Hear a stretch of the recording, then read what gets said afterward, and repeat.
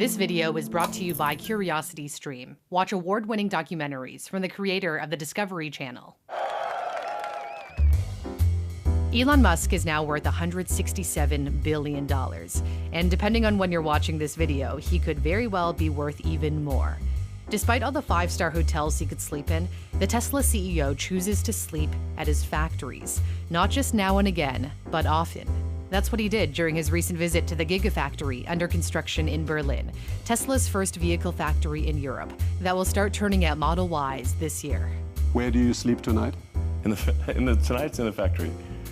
In the factory, not in a hotel. Well, technically a conference room in the factory, but yeah. You sleep in a conference room in the not finished factory tonight? Yeah, it gives me a good feel for what's going on. Alone or? Yeah, I assume so. Is this an invitation? Kidding aside, he's been doing this for years, including camping on the roof of Tesla's battery factory in the Nevada desert. And he showed CBS exactly where he slept at Tesla's manufacturing plant in Fremont, California. I sleep on the couch over there. Last time I was here, I actually slept literally on the floor because the couch was too narrow. When things get really intense, I don't have time to go home and shower and change, so I just sleep here. Saving time isn't the only reason he sleeps at work. It's just his style. He explains that he doesn't want to be one of those CEOs in an ivory tower, far removed from the hardships his employees face on the front line. He says he wants his pain to be worse than theirs. There's no question his employees have had to endure a lot to get Tesla to where it is today.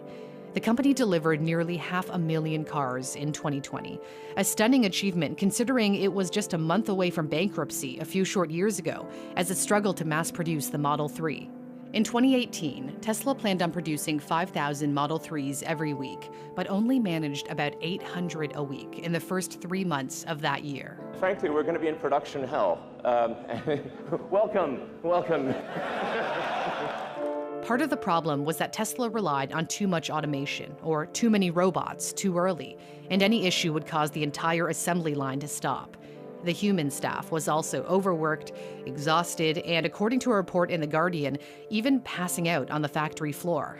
In response to this article, Musk said he cared deeply about the health and safety of his employees and emphasized that Tesla's safety record had improved significantly since then. But shortly after, Tesla was hit by another claim of high injury rates at the factory.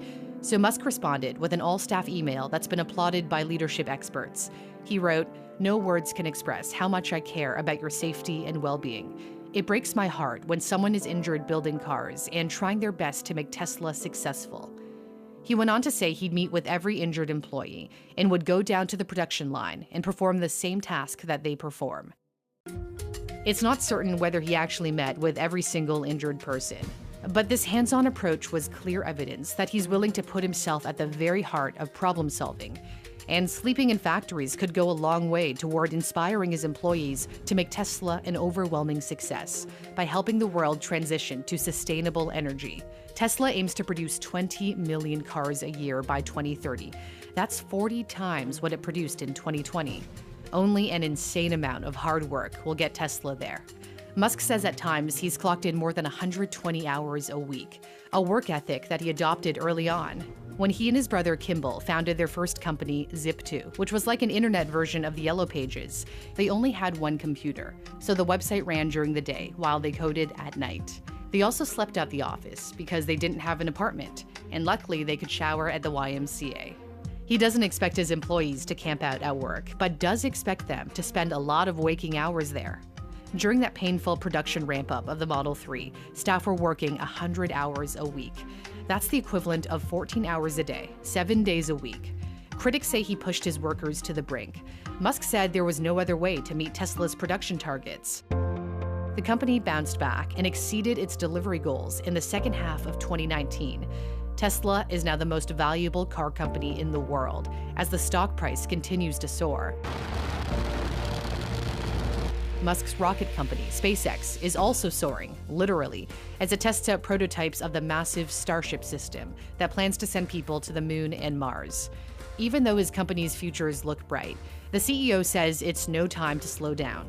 He once explained that if someone is working 50 hours a week and you're working 100, you'll get twice as much done in the course of a year and be that much further ahead. Perhaps this mentality is the reason that on Glassdoor reviews, only 65% of Tesla employees recommend working there, compared with 85% who recommend Apple. That doesn't mean people don't want to be hired at Tesla. They just recognize it's a demanding place to work. As Musk himself has admitted, there are way easier places to work, but nobody ever changed the world on 40 hours a week. So his couch sleeping will probably continue, though he might find it somewhat more comfortable now. A YouTuber named Ben Sullins started a GoFundMe to get Musk a bigger couch. A furniture company caught wind of it and offered one up for free. The money raised ended up going to charity. His drive may be largely responsible for his success, but we also can't discount Musk's intellect. Turns out we can all become more intelligent. One of my favorite shows is Redesign My Brain. The host undergoes a series of training programs over a few months to prove that anyone can be smarter, increase their memory capacity, and reverse mental aging. My sponsor CuriosityStream has it as part of their lineup. You can also watch thousands of documentaries about space, science, history, nature, tech, and more for only $12 for the entire year by going to curiositystream.com/newsthink. The link is in my description. And be sure to use my promo code NEWSTHINK to get the deal. So when do you think Tesla will be able to produce 20 million cars a year? Do you think it'll happen by 2030, earlier or later? Let me know. And if you like what you saw, as always, give it a like and don't forget to subscribe to my channel. And thank you very much to my patrons for your support. I'm Cindy Palm, and I'll see you next time.